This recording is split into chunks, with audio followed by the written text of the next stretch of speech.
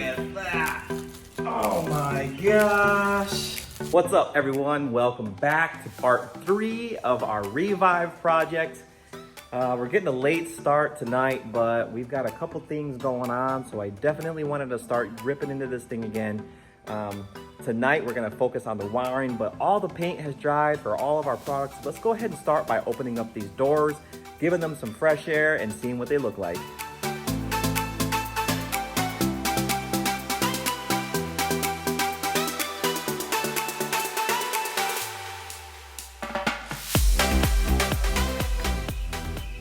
These doors came out great. I love how they look. Earlier, this was all just so tore up and faded. These are all scratched and wore out. This turned out really good. I like how it looks now. Okay, so doors, cage, everything's looking good up to this point. So now it's time to start tackling this wiring. This has been something that I've been wanting to do for a long time now. When I first got into this thing, I was just adding all kinds of crazy electrical things to it, and everything just kept piling up, and now this thing looks just awful. But the really nasty Frankenstein part of this thing is my battery box. This is just horrendous. We've got all kinds of really cool gear that I bought. So let's go ahead and check that out so you can see how we're gonna make all this right.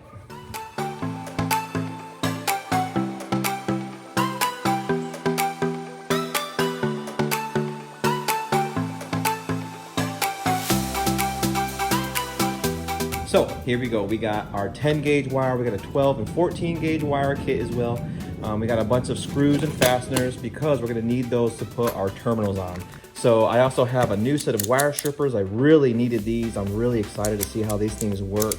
Like I said before, I'll put all the links of all these things that I bought in the description below because I spent a lot of time going through all the reviews to make sure all the stuff was good and it was the right stuff to buy.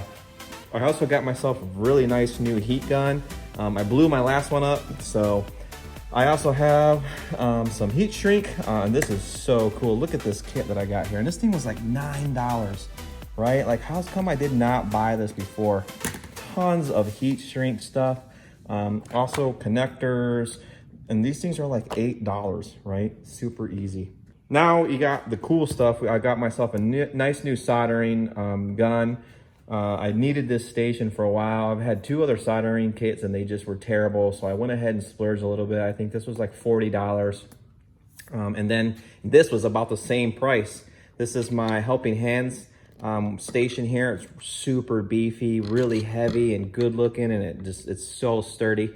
And I also have some flux to help me with that. Is the pride and joy of this upgrade that we're gonna do to the wiring and battery system here are these brand new battery terminals.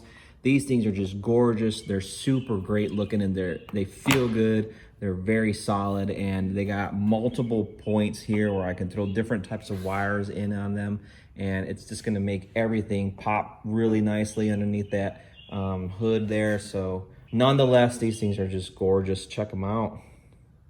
So all this stuff is gonna be huge. It's gonna help a lot when we get in there and start going ahead and pulling all these wires and making everything look good. And over here, I also have just kind of like a little surprise for you all for the next upgrade that we're gonna be doing later. But well, I guess I could show you guys a little bit of that.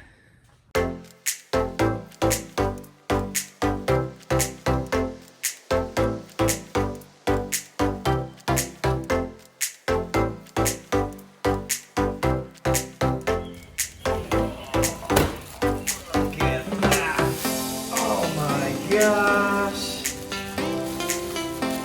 Oh. Look at the size of that magnet. Oh my goodness.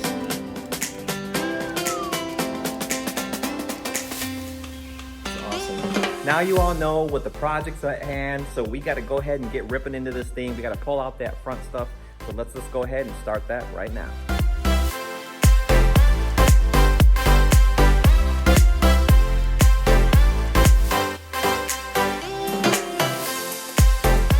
The headlights are out.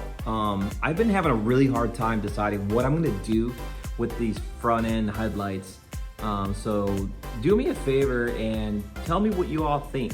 Should I put the rigids back in? Should I put the stock ones back in and throw some LEDs in them, and then maybe put the cubes, I don't know, maybe like 2 in front and then 2, like I have the driving series lights also, so I could put those in the back, like maybe back here, right? And I could face them out to the side. So that way I have a nice front shot with the LEDs and the stock lights, and then I have a really great side shot with the driving lights, and that would just illuminate everything. I don't know, I'm having a hard time deciding.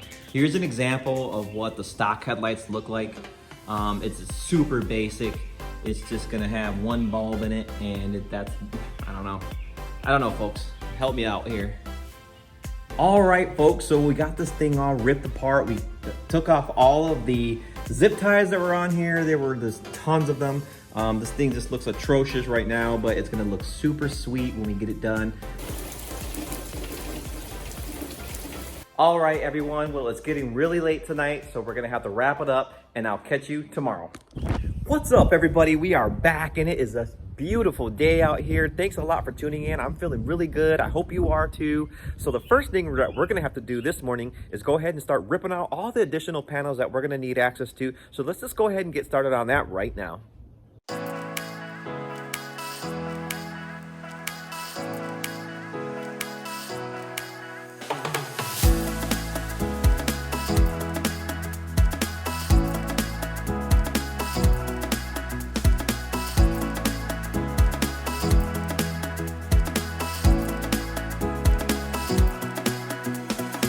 Guys, so we got all these panels pulled up. Now, if you're doing some serious wiring, this is exactly how you want to do it. This gives you an opportunity to run wires along your side rail frame here. You got your center console open, so all this wiring, this is my wire bundle right here. This is what I installed. As you can see, it's pretty solid. It's very well protected. Also, on the side over here is the other area where you can do it exactly the same way as the passenger side. So what we're gonna do, I think, is we're gonna go ahead and get started on the battery terminal.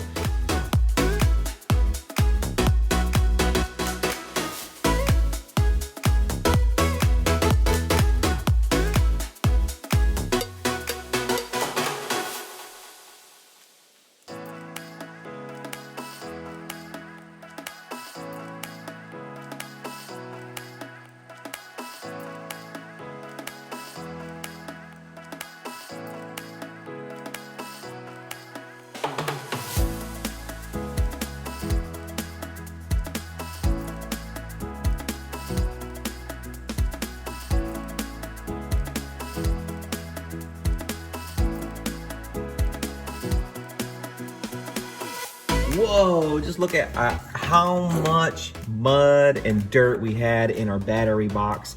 There's just a ton of it. Now, I scraped a lot of it out from around the edges and things of that nature, but this is just to show you how much dirt and mud get in there. So what we're gonna do is we're gonna go ahead and vacuum all this stuff out. Once I get all this wire sorted out, we're probably gonna pull this thing outside and go ahead and wash all this stuff down. It's just a lot easier to work on these things when they're cleaner, so that way you can see everything that's going on. So let's just go ahead and get to that.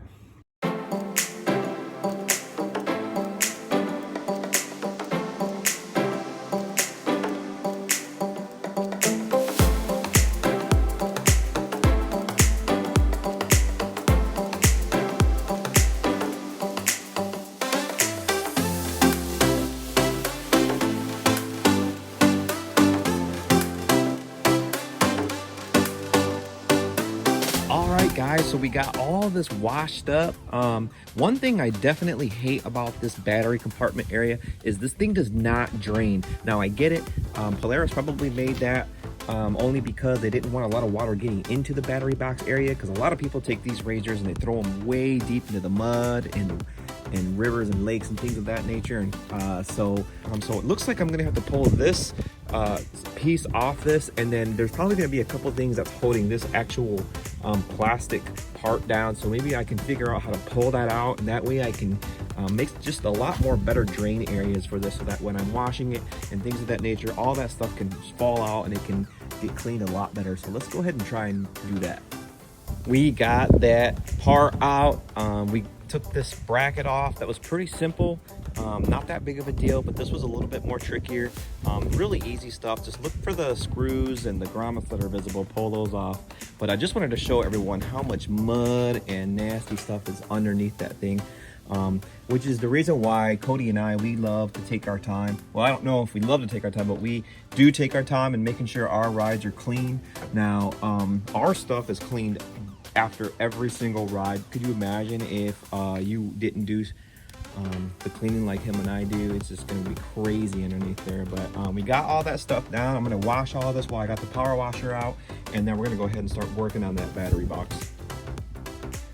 All right, folks, well, we got the battery compartment all done. I put a bunch of holes in here. I think it's gonna really help it drain a lot better. I did test it out already and it seemed to work pretty good. So I don't know why Polaris doesn't do this. I really think they should.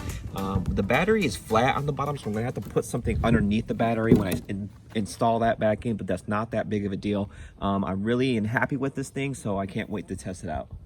All right, folks, well, we got a lot done today. Man, we really ripped into this thing. This is all the wiring that I'm gonna have to fix. But like I said before, this RZR really needed a good refresh. And with this coronavirus thing going on, there really isn't anywhere I can take this thing anyway. So we're just getting really good into it. Nonetheless, folks, that's gonna do it for this video. We really appreciate you all hanging out. Thanks a lot for tuning in, and stick around next time because we're gonna go ahead and start running all these wires now that we know where everything is, how everything's hooked up. So we'll see you next time.